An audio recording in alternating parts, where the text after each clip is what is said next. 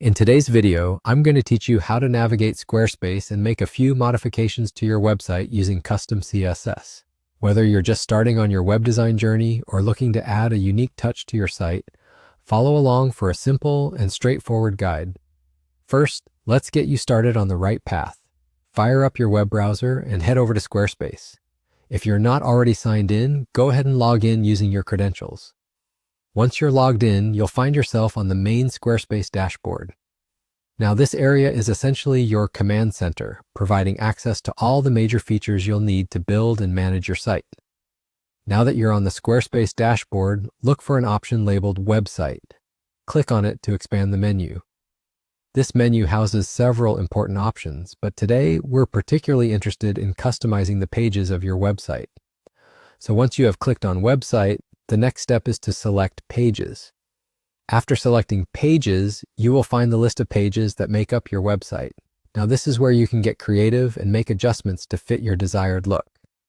For those who want to modify the visual style of their website, you'll want to delve into the Custom Code section next. Once there, you'll see an option for Custom CSS. Click on it. This is where the magic happens. The Custom CS panel allows you to tweak the aesthetics of your website beyond the standard options provided by Squarespace templates.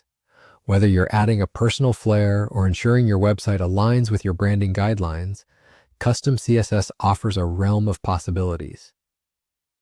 Before you dive into making changes, remember that CSS is about styling, so while you're encouraged to experiment, it's wise to take note of any changes you make in case you need to revert back or make adjustments later.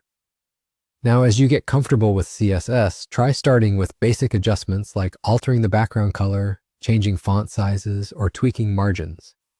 These small changes can have a significant impact on the overall look and feel of your site. If you're unsure about which CSS code to add, a plethora of resources are available online, from forums to articles, offering snippets you can utilize, ensuring your website reflects your vision. And there you have it. You've successfully navigated the Squarespace backend to apply some custom styling to your website using CSS. Remember to save any changes you make to ensure they're reflected on the live site. Whether you're sprucing up your personal blog or refining your business website, these skills will serve you well as you continue to build and refine your online presence. Thanks for watching, and until next time, happy designing.